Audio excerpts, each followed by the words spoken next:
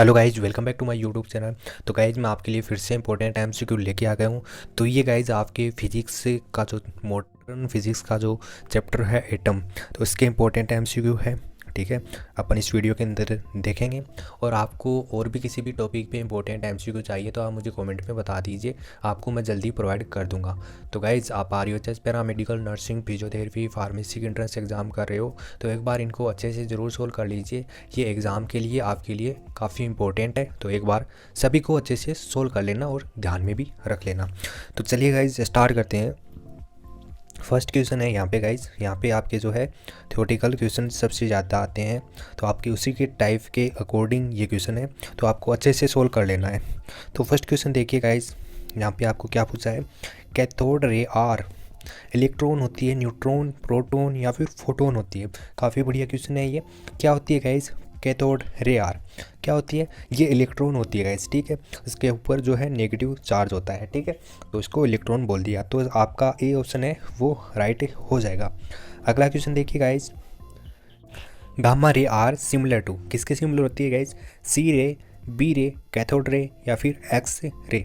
जो gamma ray है guys ये एक्स रे के सिमिलर होती है, तो आपका डी ऑप्शन इसमें करेक्ट हो जाएगा।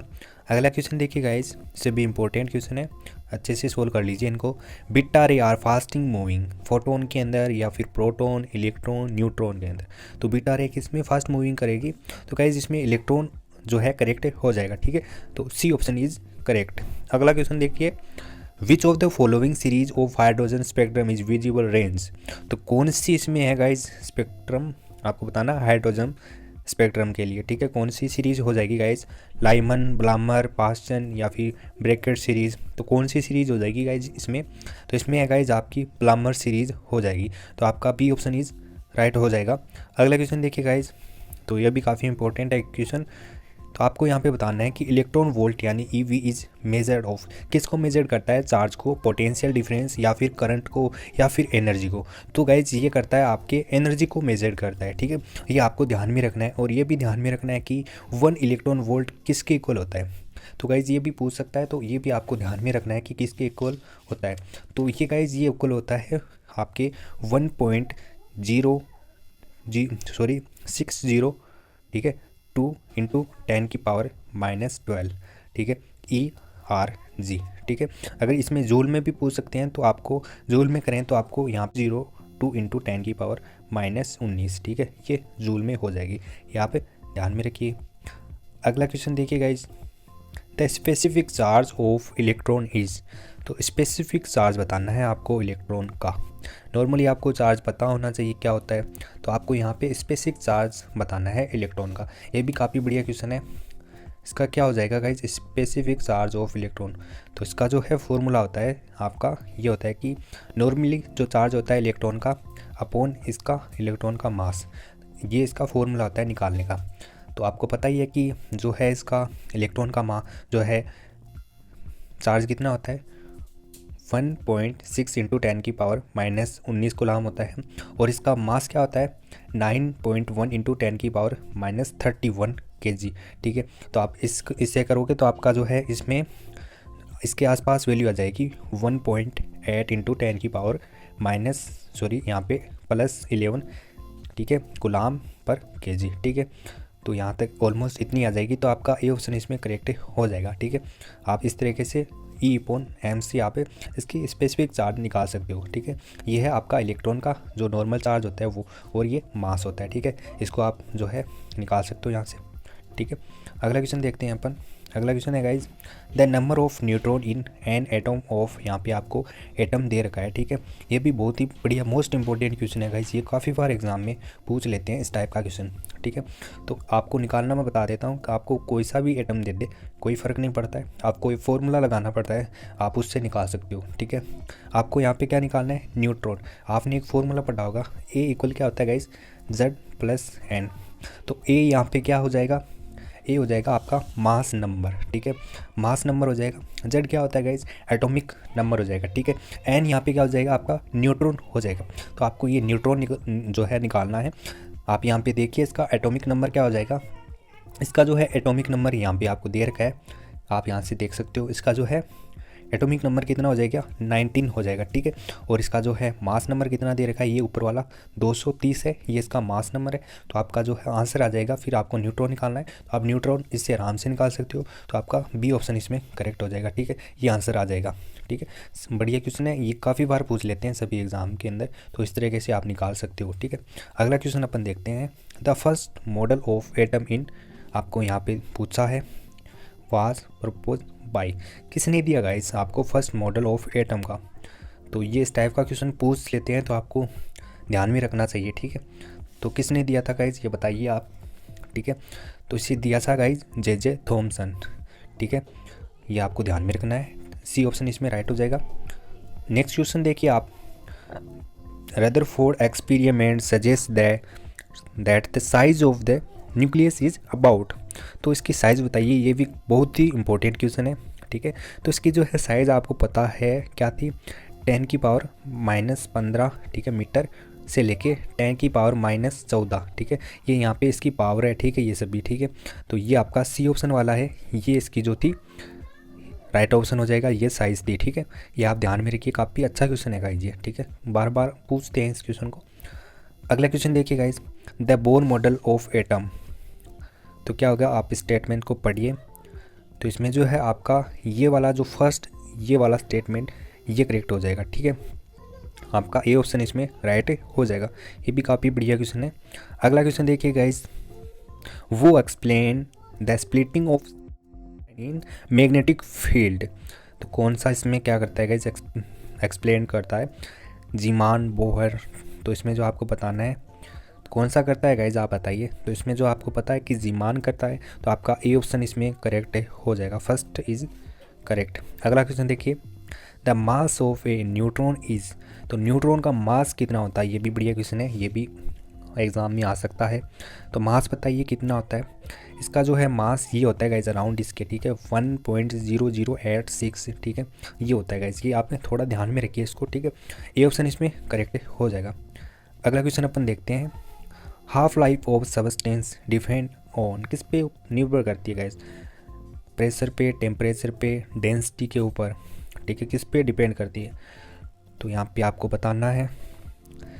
तो गाइज इस पे जो है ये प्रेशर पे भी करती है और टेम्परेचर पे भी करती है और डेंसिटी पे जो है कर सकती है, ठीक है। और इसमें जो है आपका डी ऑप्शन दे रखा है, नन ऑफ दीज। तो गाइज इसमें जो है आपको करेक्शन देखने को मिल सकता है। तो आप ज़रूर कमेंट में बताइए कि डेंसिटी के ऊपर डिपेंड करता है क्या, हाफ लाइन जो भी सब्सटेंस है उसकी डिपेंड करती है क्या डेंसिटी के ऊपर। कमेंट में आंसर दीजिए, और इसके ऊपर डिपेंड करेगी तो आपका यहाँ पे ऑल ऑफ दीज ऑप्शन है वो करेक्ट हो जाएगा। आप ज़रूर कमेंट में आंसर दिया करो गाइज, ठीक है। किसी के अंदर भी गाइज आपको करेक्शन मिले, किसी में भी इनकरेक्ट आंसर मिले, तो आप कमेंट में ज़रूर बता दीजिए उनका, ठीक है।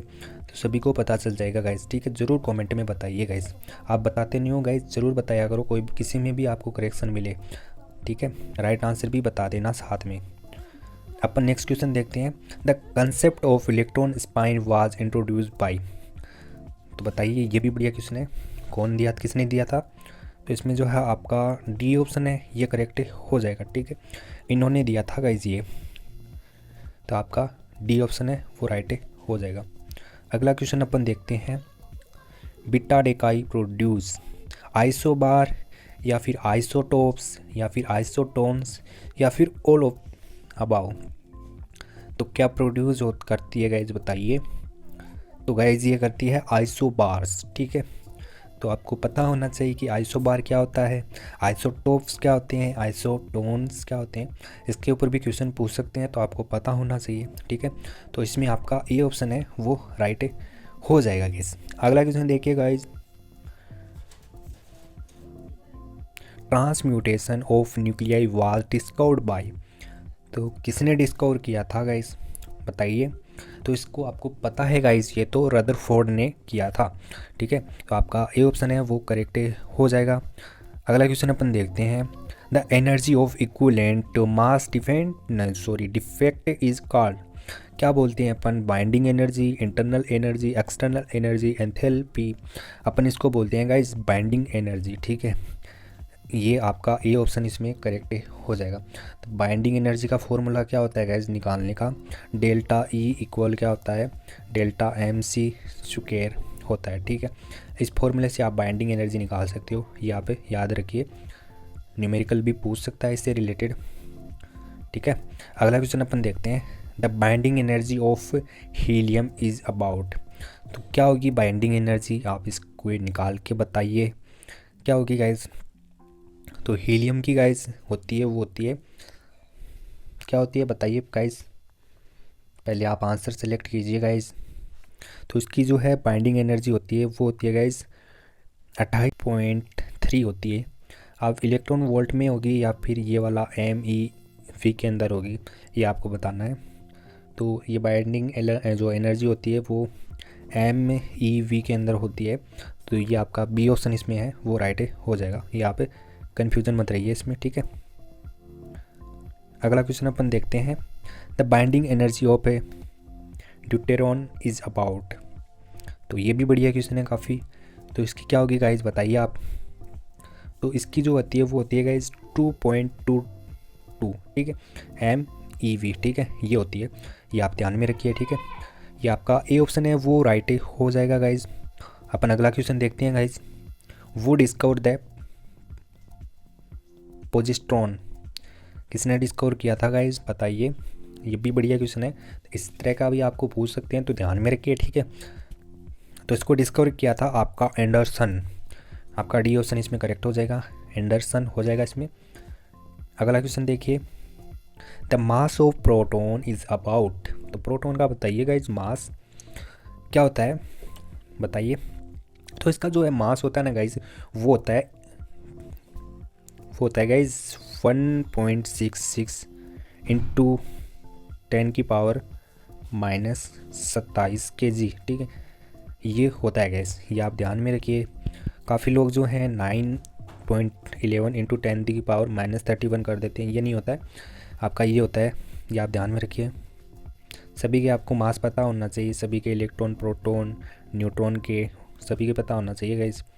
अगला क्वेश्चन देखिए guys, Chadwick was award the Nobel prize in physics in इतने में दिया था गाइज फॉर हिज डिस्कवर। इन्होंने क्या डिस्कवर किया था तब दिया था बताइए।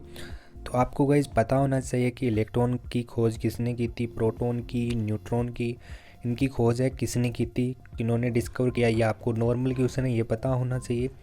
तो इन्होंने गाइज जो है न्यूट्रॉन की डिस्कवर की थी, इसलिए इनको नोबेल प्राइज़ दिया गया था। तो सी ऑप्शन इसमें करेक्ट हो जाएगा।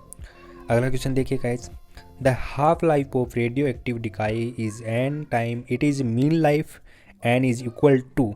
तो किसके इक्वल होगी गाइज, ये भी काफ़ी बढ़िया क्वेश्चन है गाइज, आप इसको मोस्ट मान के चलिए गाइज। तो इसमें जो है ये इक्वल हो जाएगी गाइज 0.6930, इसके इक्वल हो जाएगी। ठीक है, तो आपका इसमें देखिए ए ऑप्शन है वो राइट हो जाएगा।